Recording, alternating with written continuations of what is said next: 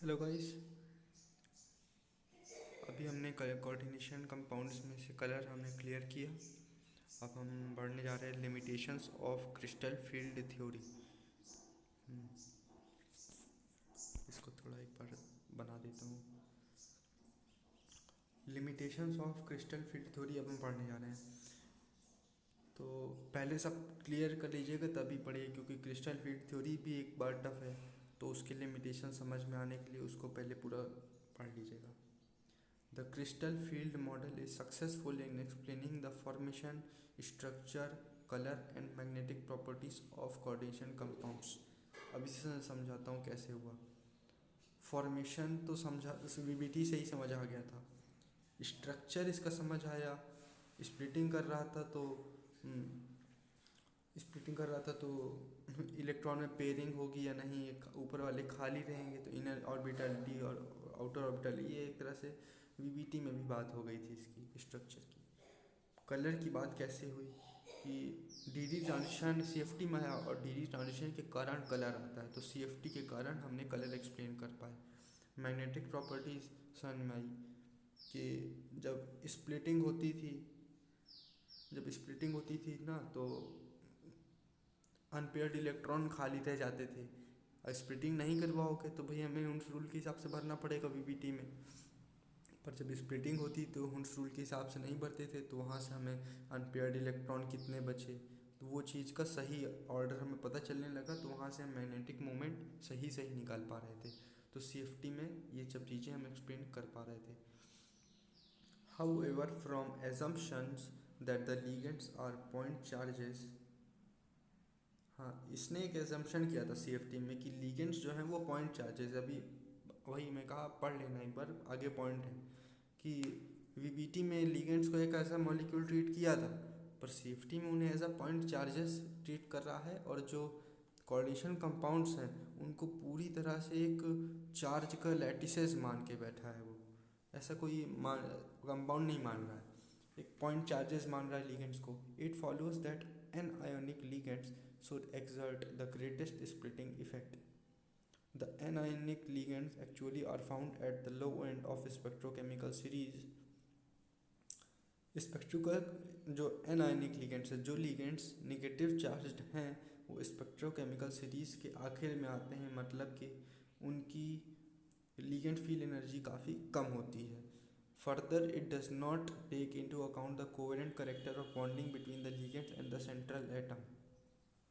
These are some of the weakest of CFT, which are explained by ligand field theory and molecular orbital theory, which are beyond the scope of present study. क्या बोला है यहाँ पे? Further it does not, मतलब CFT does not take into account the covalent character of bonding. अच्छा, जब उसने मान के बैठा है कि भाई पॉइंट चार्जेस हैं और पूरी प्योर सॉलिड लैटिस है, तो वहाँ पे कोवेलेंट करेक्टर की वो बात ही नहीं करता है, एकदम से इग्नोर मार देता है कोवेलेंट करेक्टर को between the ligands in central atom. These are some of the वीकेस्टनेस ऑफ सीएफटी। यही सीएफटी के ड्रॉबैक हैं कि भाई वो एजम्पशन लेके चल रहा है पॉइंट चार्ज है, जिसके कारण कोवेलेंट करेक्टर एकदम से इग्नोर मार दे रहा है। बल्कि अगर ओरिजिनलिटी की बात करें तो कोई कंपाउंड 100% आयनिक है ही नहीं भाई, कुछ कोवेलेंट करेक्टर होता है, कुछ आयनिक करेक्टर होता है, तो पूरी तरह से कोवेलेंट करेक्टर इसने इग्नोर मार दिया, तो उसका ड्रॉबैक है। Which is are explained by ligand field theory. तो अब कोवेलेंट करेक्टर को भी एक्सप्लेन कर पाएँ ऐसी थ्योरी मिली जो कि थी लिगेंड फील्ड थ्योरी और मॉलिक्यूलर ऑर्बिटल थ्योरी, पर वो हमारे सिलेबस में है ही नहीं, ना बोर्ड्स में है ना IIT JEE में है, तो हम उसे भी एक्सप्लेन करके छोड़ देते हैं। नेक्स्ट क्वेश्चन देख लेते हैं यहाँ पे। Explain on the basis of valence bond theory that NiCN4 2 minus ion with a square planar structure is diamagnetic. Explain on the basis of valence bond theory VBT की मदद से with square planar structure is diamagnetic and NiCl4 2 minus ion with tetrahedral geometry is paramagnetic.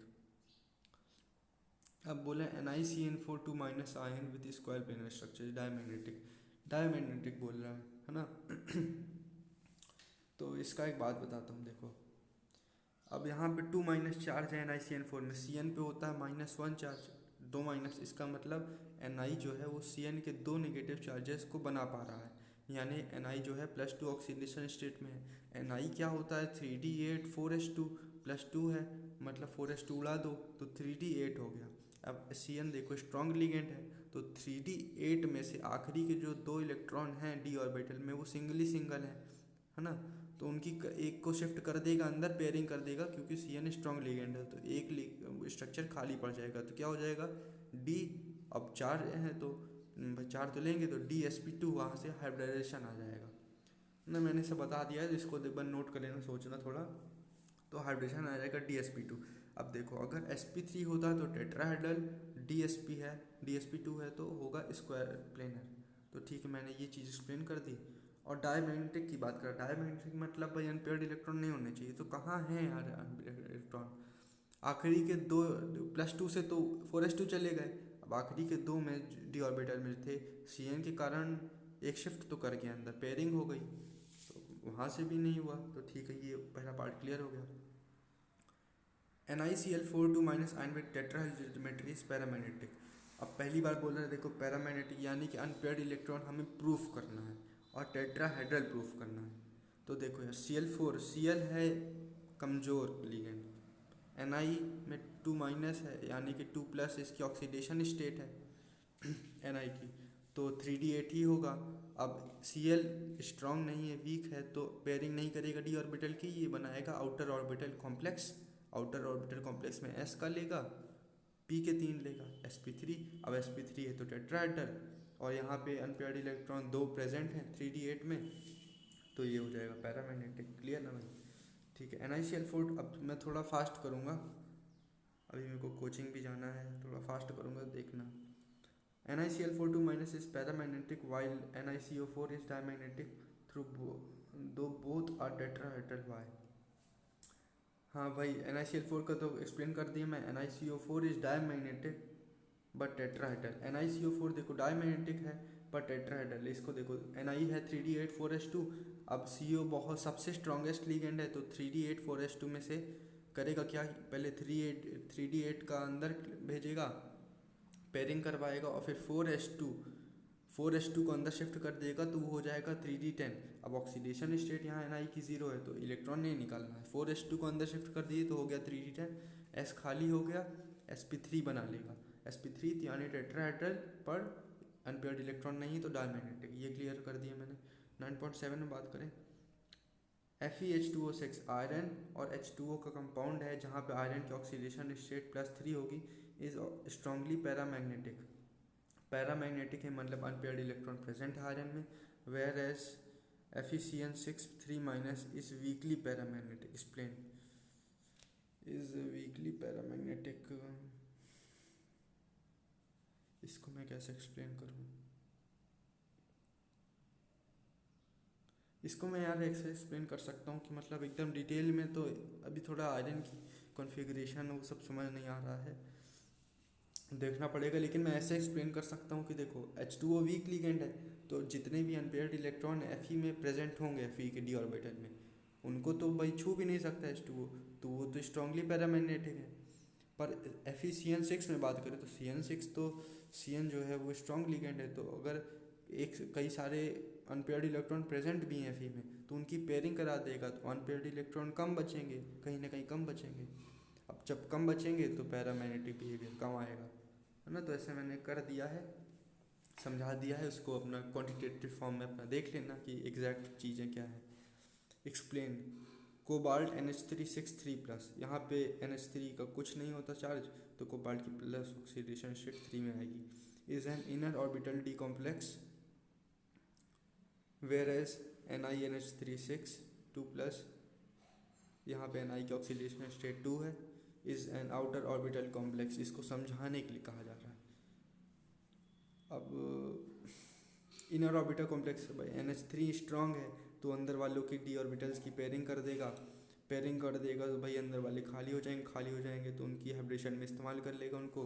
जब अंदर वाले d orbital इस्तेमाल कर लिया तो वो हो जाएगा इनर d ऑर्बिटल कॉम्प्लेक्स। तो ये मैंने क्लियर कर दिया, यहाँ तक का क्लियर हो गया। Whereas NiNH3 6+2 is an outer orbital complex. Outer orbital complex, ये थोड़ा समझ नहीं आ रहा है।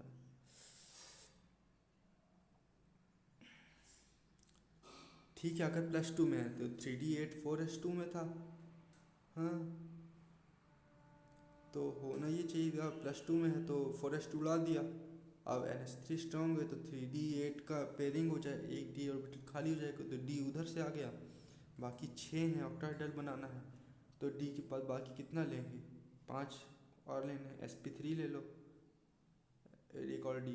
हाँ यार, ये यहाँ पे ये समझ में आ रहा है कि अगर हमने नॉर्मल तरीके से देखे भी तो एक डी अंदर का लेना पड़ेगा, एक डी बाहर का लेना पड़ेगा, ऐसा तो होता नहीं कहीं, है ना भाई। डी एक अंदर का, डी sp3 डी हमें 6 चाहिए, तो ऐसा तो थोड़ी होगा।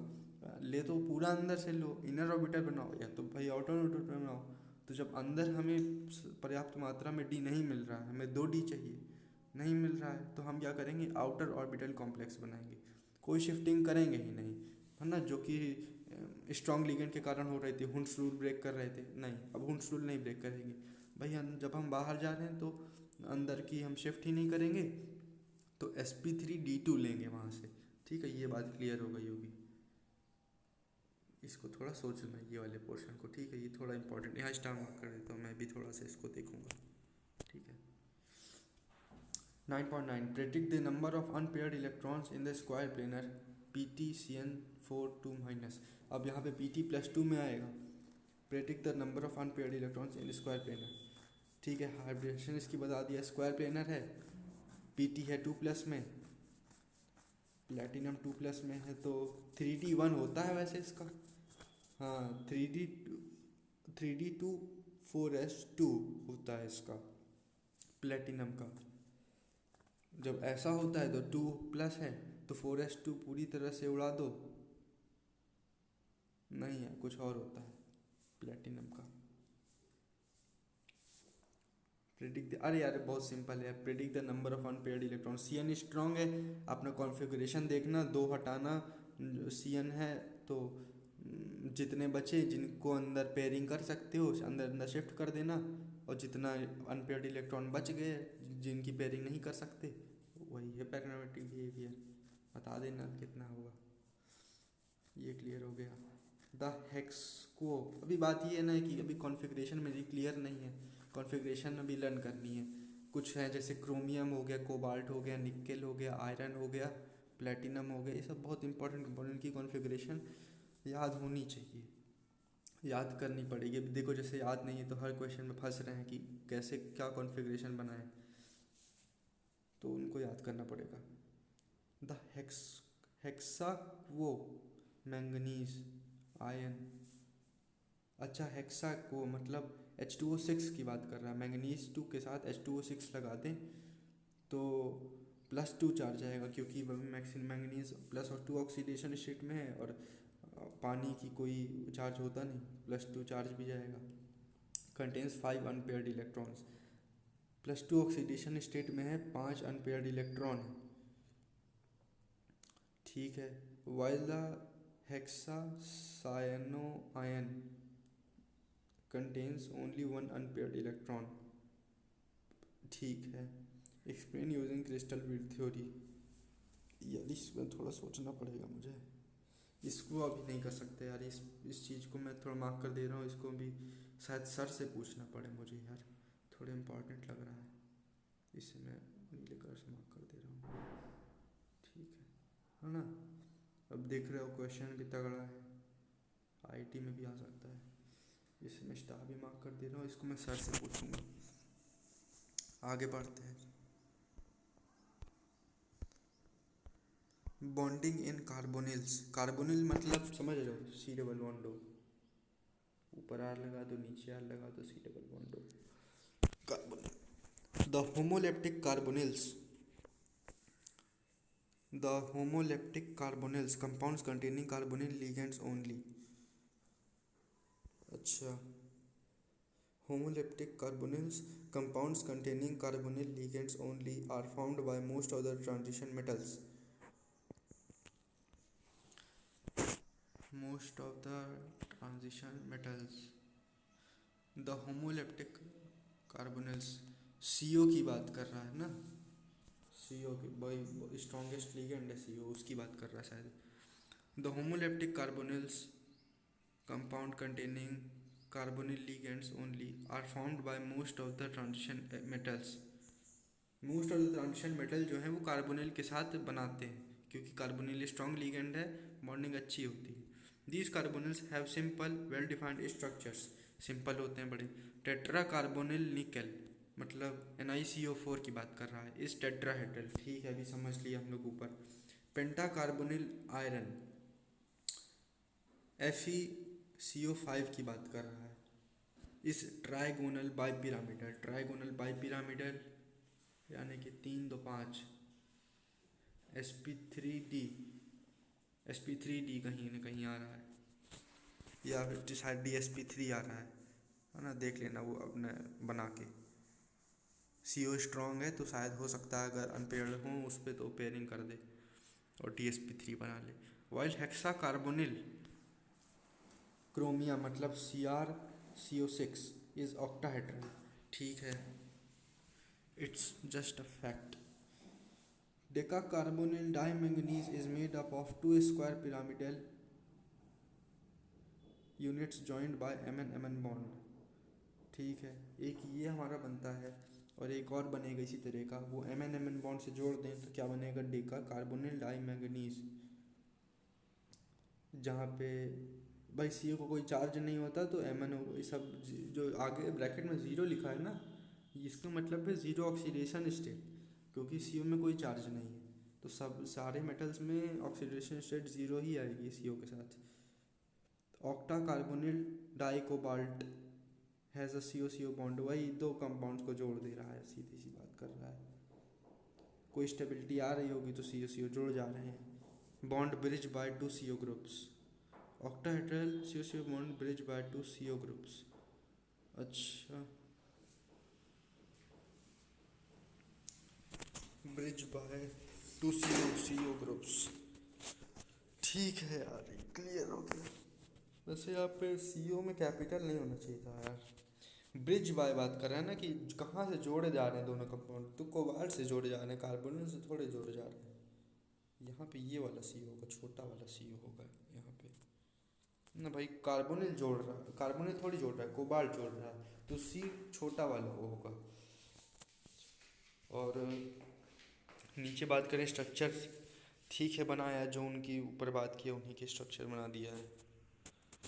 Structures of some representative homoleptic metal carbonyls, मतलब ऐसे स्ट्रक्चर बताया है यहाँ पे जहाँ पे केवल कार्बोनिल ही लिगेंड है, मतलब होमोलेप्टिक है, एक ही तरह का लिगेंड है कार्बोनिल और कोई लिगेंड ही नहीं इस्तेमाल कर रहा है।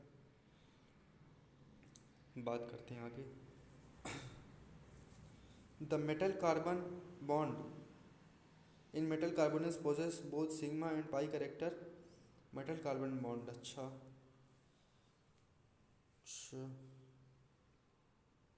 both sigma and pi character. The metal carbon sigma bond is formed by donation of lone pair of electrons on the carbonyl carbon into a vacant orbital on the carbonyl carbon into a vacant orbital of the metal। अच्छा sigma bond कैसे बन रहा है, oxygen अपना lone pair carbon में transfer कर रहा है। The metal carbon pi bond is formed by donation of pair of electrons from a filled d orbital of a metal into vacant d anti bonding pi orbital of carbon monoxide. ये क्या था यार, हाँ ऊपर से चला गया मेरे थोड़ा। The MC pi bond is formed by donation of a pair of electrons from a filled d orbital of metal। MC bond कैसे बनता है, मेटल के फील्ड डी ऑर्बिटल में से इलेक्ट्रॉन को डोनेट कर देता है इनटू दी वैकेंट। यहाँ तक क्लियर हो गया ना कि भाई डोनेशन की बात की जा रही है, मेटल अपने डी ऑर्बिटल जो कि फील्ड है वहाँ से इलेक्ट्रॉन को डोनेट कर देता है, कहाँ करता है वो आगे देखते हैं। Into the vacant anti bonding pi orbital, कहाँ करता है, खाली वाले पड़े anti bonding pi orbital of carbon monoxide, carbon CO में को भेज देता है मेटल। एंटी वैकेंट इसको याद कर लेना, ये मुझको समझाया नहीं था सर ने, पढ़ाया ही नहीं था। इसमें ये vacant anti bonding pi orbital क्या होता है ये मुझे नहीं पता, मैं इसको याद कर लेता हूँ सीधे, है ना, यहाँ पे स्टार मार्क कर देता हूँ कि भाई सीओ मेटल में दे रहा है कहाँ, सिग्मा से मेटल दे रहा है सीओ को कहाँ से, अपने डी ऑर्बिटल से vacant anti bonding pi orbital में दे रहा है।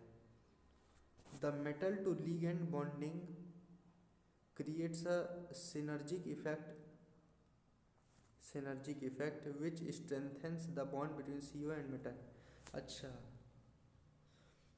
मेटल और कार्बोनिल के बीच में बहुत अच्छी बॉन्डिंग होती है, कहने का मतलब भाई लिगेंड मेटल को दे रहा है सिग्मा के थ्रू, मेटल लिगेंड को दे रहा है पाई के थ्रू, बॉन्डिंग बहुत अच्छी है, सिनर्जिक है इफेक्ट है।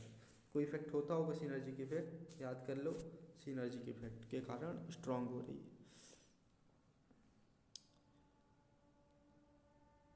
अरे हाँ यार, सिनर्जिक इफेक्ट यही है जो ऊपर बात किया कि कार्बोनिल दे रहा है, जैसे यहाँ पे देखोगे ना कि सिनर्जिक इफेक्ट का डायग्राम, तो वही चीज़ है जो एक्सप्लेन किया, वही चीज़ बना दिया है और नीचे लिख दिया सिनर्जिक बॉन्डिंग। मतलब सिनर्जिक इफेक्ट यही है कि कार्बोनिल दे रहा है मेटल को सिग्मा के थ्रू और मेटल दे रहा है कार्बोनिल को पाई के थ्रू, तो वहाँ पर क्रिएट हो रहा है सिनर्जिक इफेक्ट, बॉन्डिंग अच्छी है।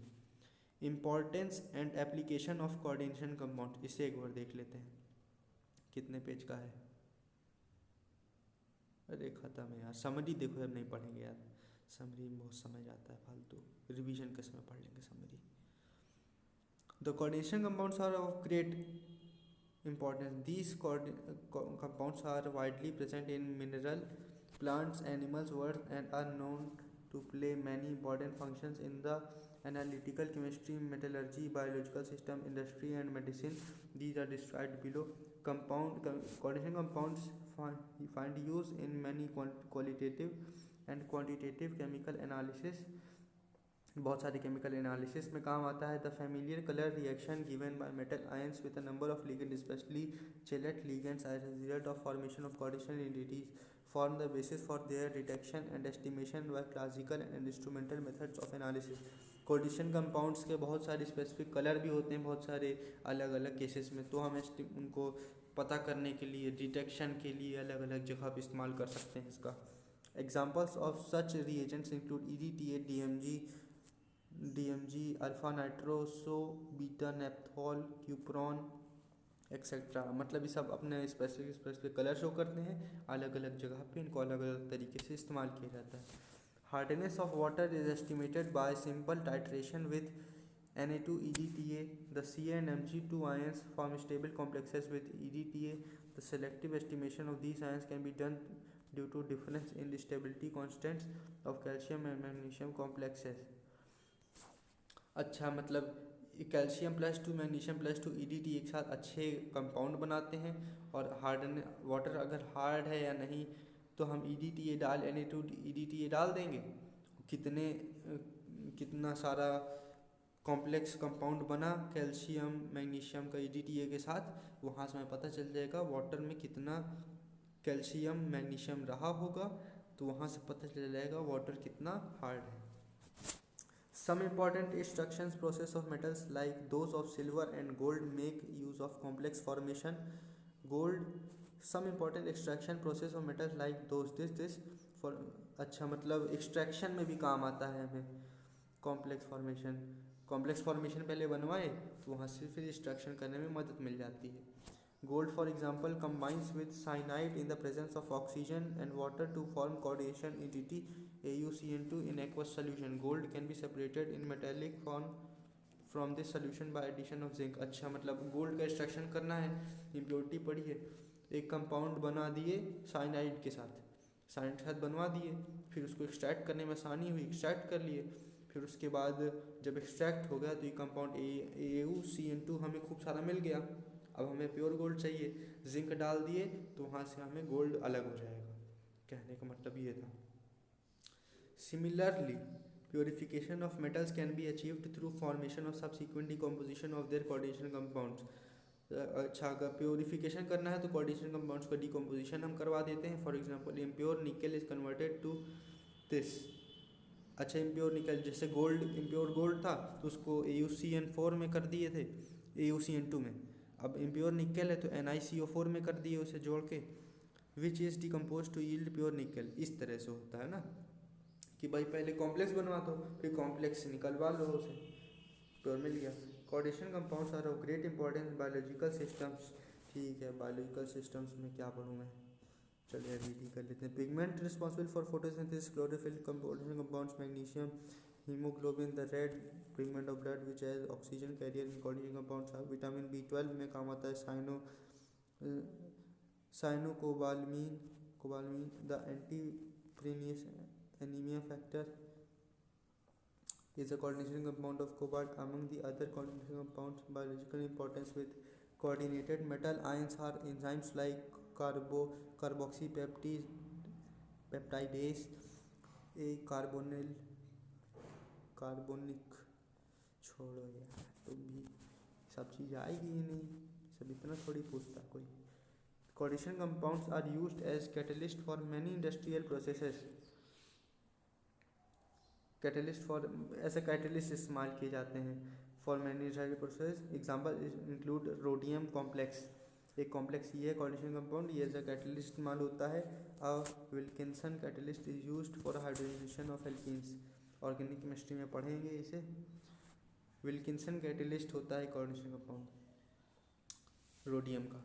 Articles can be electroplated with silver and gold much more smoothly and evenly from solution of complexes. अच्छा, अगर गोल्ड सिल्वर का सोल्यूशन है तो वहाँ से हम उनकी प्लेटिंग बड़ी आसानी से कर पाते हैं, अगर प्योर के मुकाबले। प्योर को वही गरमाओगे, पिघलाओगे, फिर उसके बाद डालोगे। कॉम्प्लेक्स बनवा दो, सीधा सीधा आसान से प्लेटिंग हो जाएगी। जैसे AgCN2, AuCN2 form the solution of simple metal ions, है ना, इनकी प्लेटिंग बड़ी आसानी से की जा सकती है। चुपचाप कॉम्प्लेक्स बनाओ और प्लेटिंग कर दो, तो इस तरीके से इनका हो जाता है। ये point clear. In black and white photography, कितना बचा है, चलो खत्म ही है। In black and white photography the developed film, कितना समय हुआ है तो देख लें, 7:47, 8:30 से है मेरी coaching. In black and white photography, जब पुराने समय की बात की जा रही है, काली सफ़ेद screen. The developed film is fixed by washing with hypo solution which dissolve the undecomposed AgBr to form complex ion। अच्छा, बता रहा है कि जब ब्लैक एंड वाइट फोटोग्राफी इस्तेमाल करते थे तो जो फिल्म रिकॉर्ड होती थी इस फिक्स्ड बाय, मतलब उसमें ये होता था ना कि अगर बहुत सारे समय तक नहीं धुलाई करनी पड़ती है, उसकी नहीं करेंगे तो चीज़ें उड़ जाएंगी। तो वही बात कर रहा है कि उसको इस फिक्स्ड, मतलब उसको जमाते कैसे थे, धुलाई कैसे करते थे, वही धुलाई की बात करी। Washing with hypo solution, hypo solution में धोते थे, which dissolves the undecomposed AgBr to form complex ion this. तो मतलब एक ये सिस्टम होता था अपना, ये रिएक्शन जो भी रही हो तो इसकी मदद से हम उसको धुल पाते थे। There is growing interest in use of chelate therapy in medicinal chemistry. कोई चिलेट थेरेपी होती है उसका यूज़ बढ़ रहा है।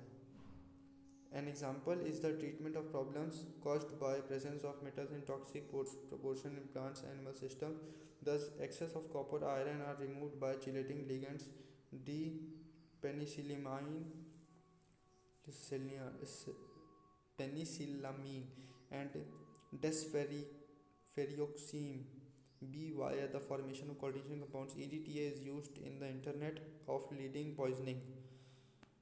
सम कोऑर्डिनेशन कहने का मतलब ये है कि भाई बहुत सारे मेटल्स ज़बरदस्ती पाए जाते थे उसमें, चीज़ों में, जहाँ भी है, प्लांट्स में, फूड में, जहाँ भी, तो उनको हम चिलेटिंग लिगेंड्स डी पेनिसिलामीन और डेस्फेरियोक्सीम बी के द्वारा उनको कॉम्प्लेक्स बनवाते थे और फिर उसके बाद उनको बाहर निकाल पाते थे।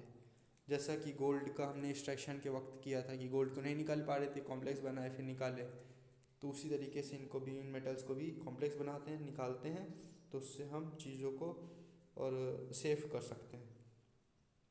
Examples are cisplatin treated compounds. ठीक है,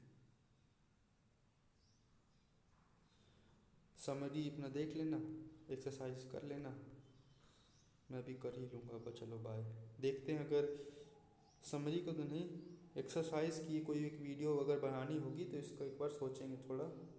है ना, कि एक्सरसाइज में सारे क्वेश्चन एक दिन में निपटा देते हैं। चलो ठीक है, ओके बाय।